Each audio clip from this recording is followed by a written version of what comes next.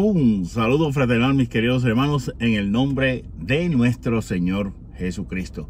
Este es tu hermano y servidor, Daniel Cáliz, del Apostolado Católico Anahuín.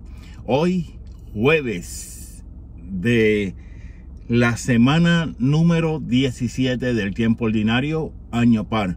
Vamos a estar reflexionando una lectura del profeta Isaías, específicamente del tercer Isaías, el último capítulo de este libro del profeta Isaías, capítulo 66, versículos 1 al 2, ¿verdad?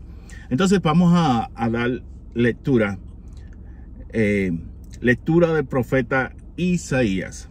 Así dice el Señor: el cielo es mi trono y la tierra el estrado de mis pies. ¿Qué templo podrán construirme o qué lugar para mi descanso? Todo lo hicieron mis manos.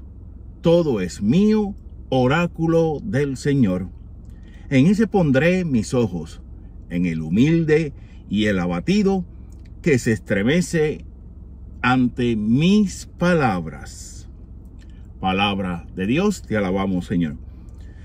Pues bien, mis queridos hermanos, como ya dije, capítulo 66, el último capítulo del libro del profeta Isaías y a la misma vez el último capítulo de el tercer autor de este libro del profeta Isaías. Bien, este capítulo 66 se divide en tres partes. Primero tenemos, y aquí vamos a hablar sobre el contexto amplio de lo que habla este capítulo, básicamente, que es el oráculo sobre el templo de Jerusalén. Porque vamos a ver un poco de contexto histórico. El pueblo judío estaba regresando del cautiverio en Babilonia. Y como bien sabemos, pues solamente era una parte. No todo el pueblo judío que estuvo en cautiverio en Babilonia regresó. Mucha gente se quedó allá. Bien, pero entonces los que regresaron, pues se dieron a la tarea de reconstruir el templo de Jerusalén, que había sido destruido por los babilonios, ¿verdad? Cuando era rey de los babilonios, el rey Nabucodonosor. ¿Ok? Entonces, la segunda parte de este capítulo nos habla en un tono esperanzador. O sea, pues un tono que tiene que tener, perdón, un tono que tiene que tener esperanzador, que tiene que tener como fruto la alegría, porque ya pues vamos a ver, según vamos caminando en esta reflexión, vamos a ver el porqué de eso, ¿verdad?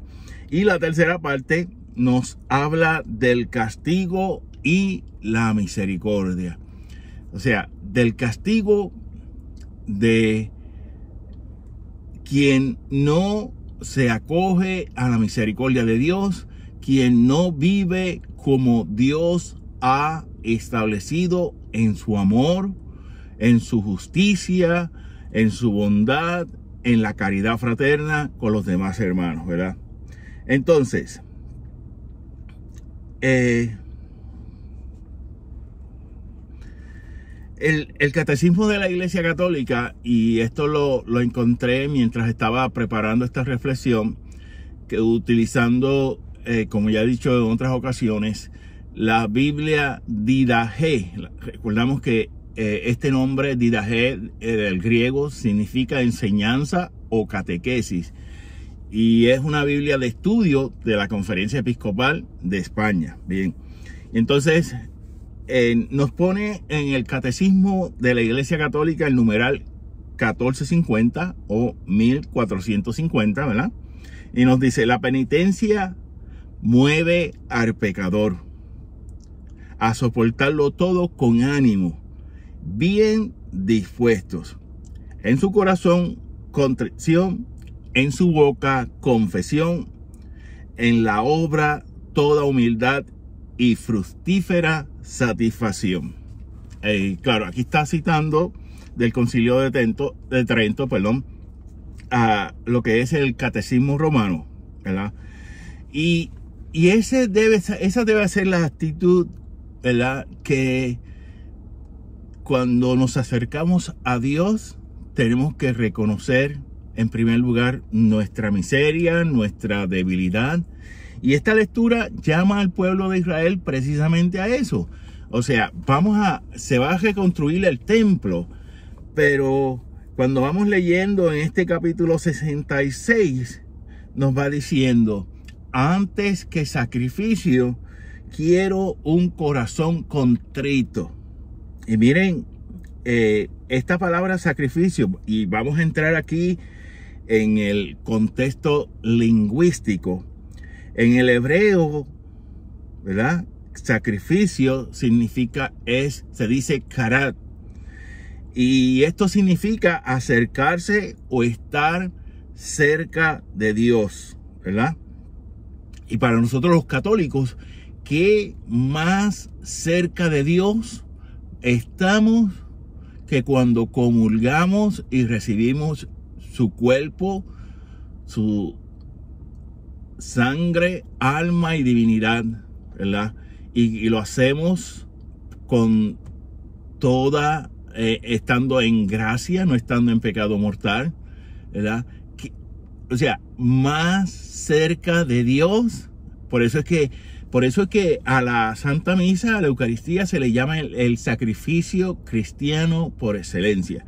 Claro, también dentro de ese sacrificio, todos los bautizados, especialmente padres de familia, estamos llamados a ofrecer el sacrificio de nuestra vida diaria, lo que es ser padres, lo que es ser hijo, lo que es ser un esposo o una esposa, ¿verdad? Y lo que es ser miembro integral de la comunidad eclesial, mis queridos hermanos. Entonces, nos dice el Señor, pero ¿qué templo voy a merecer? O sea, si ustedes con su vida de pecado, ¿verdad?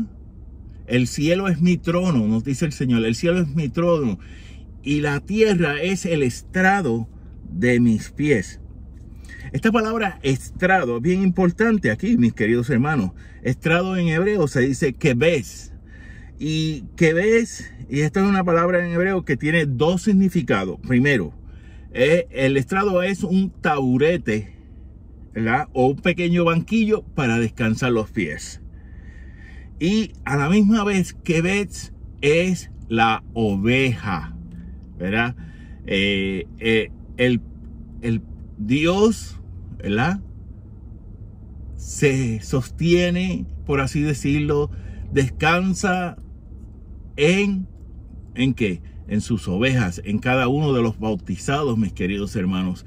Y Dios, nosotros somos el estrado de los pies del Señor, con una misión que tenemos que cumplir como bautizados. Y no me canso de repetirlo, con una triple misión de ser sacerdotes, reyes y profetas. El sacerdote que ofrece esos sacrificios, ¿verdad? Lo que llamamos el sacerdocio común de los fieles y el sacerdocio ministerial u ordenado.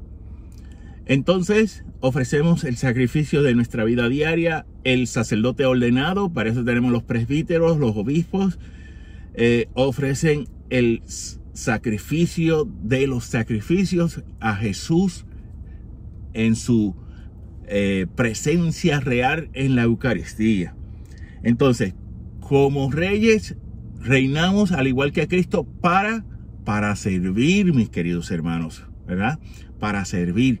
Y como profetas, el profeta no es el que anuncia el futuro, sino es aquel que anuncia y denuncia. Anuncia lo que es de Dios, denuncia lo que no es grato ante los ojos de Dios, mis queridos hermanos, ¿verdad? Y entonces estamos llamados a hacer ese estrado de los pies del Señor. O sea, donde el Señor descansa, el Señor obra por nosotros. Por eso somos ese estrado. Él nos toca con su amor, con su misericordia, y entonces nosotros obramos, somos, por así decirlo, ese estrado, de una manera figurada, por metafórica podemos decir, ¿verdad? Somos el estrado del Señor, pero lo somos cuando obramos como Dios quiere, no como nosotros queramos. Y eso es bien importante tenerlo en cuenta, mis queridos hermanos, ¿verdad? Entonces, esta tercera parte del castigo y la misericordia. ¿Quién recibe ese castigo? Pues fácil, es bien fácil. Quien no se quiere acoger a la misericordia de Dios. ¿Cuál es el pecado que no se perdona? Lo que llamamos el pecado contra el Espíritu Santo. Ese pecado de obstinarse. Esas personas que dicen, no, yo no necesito de Dios. Yo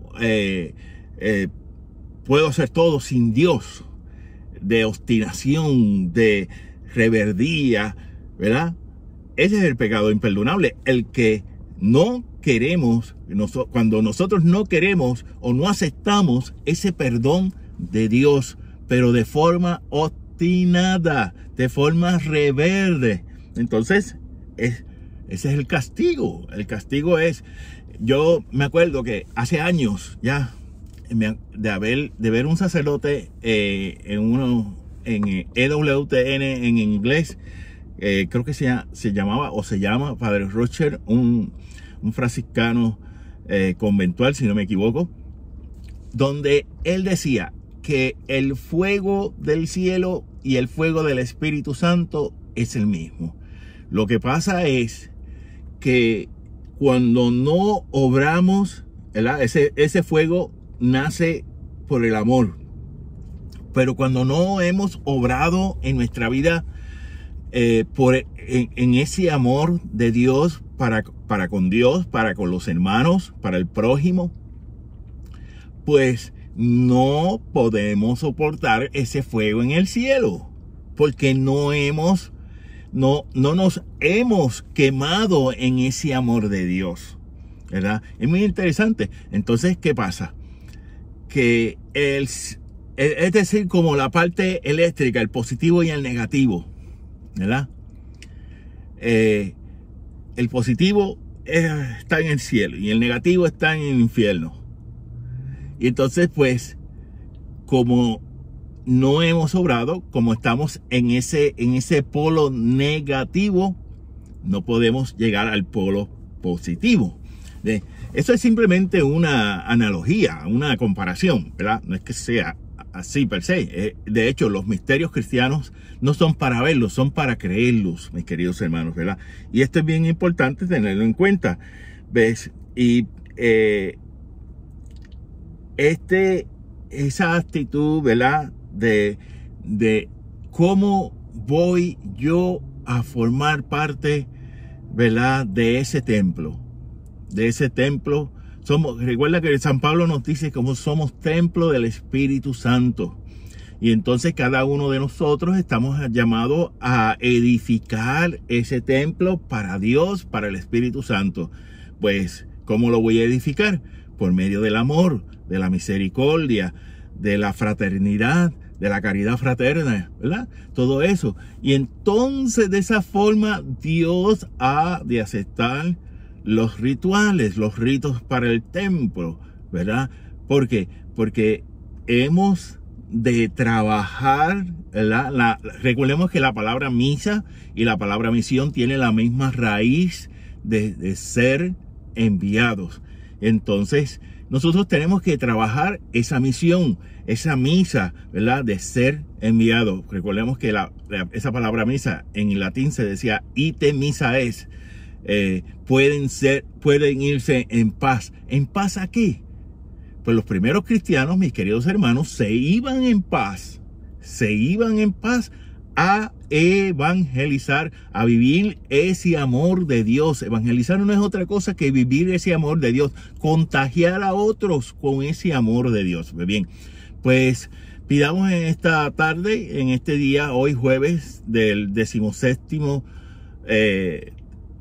jueves del 16º, de la semana 17ª del tiempo ordinario, que Dios nos ilumine, que Dios nos dé las fuerzas necesarias, las gracias necesarias para vivir, ¿verdad? Antes de formar parte de esa liturgia del templo, para vivirla con los hermanos por medio del amor, de la caridad fraterna. Bien, les pido también que compartan estos videos, suscríbanse a nuestro canal de Apostolado Católico Anahuín, tanto en YouTube, Facebook, etcétera. Síganos en las redes sociales. Cuando se suscriban a nuestro canal, denle a la campanita porque estamos grabando videos casi todos los días, menos el sábado. El sábado lo cogemos para descansar, y de lunes a viernes este es su programa Palabra en Laudes, ¿verdad? Esta es la lectura del Laudes de este jueves. Se me olvidó mencionarlo al principio, pero ahí le vamos. Hey. Y los domingos que grabamos y hacemos el programa conectándonos en domingo. Así que muchas gracias por darnos su apoyo, por brindarnos también sus oraciones, porque necesitamos de sus oraciones, mis queridos hermanos. Así que ha sido un placer estar compartiendo con todos ustedes. Cuídense, y vamos entonces a despedirnos pues con la oración de jueves. La tenía aquí, se me fue. Ok, de la oración de los laudes, ¿verdad? Oremos. Dios todopoderoso y eterno, humildemente acudimos a ti al empezar el día y a media jornada y al atardecer, para pedirte que, alejando de nosotros las tinieblas del pecado, nos hagas alcanzar la luz verdadera que es Cristo, Él que vive y reina contigo en la unidad del Espíritu Santo, un solo Dios, por los siglos de los siglos. Amén. El Señor nos bendiga, nos guarde de todo mal y nos lleve a la vida eterna, en el nombre del Padre, del Hijo y del Espíritu Santo. Amén. Mi gente, cuídense, Dios me los bendiga a todos, a toditos, 1 billón de gracias. Será hasta la próxima, primero Dios, claro que sí.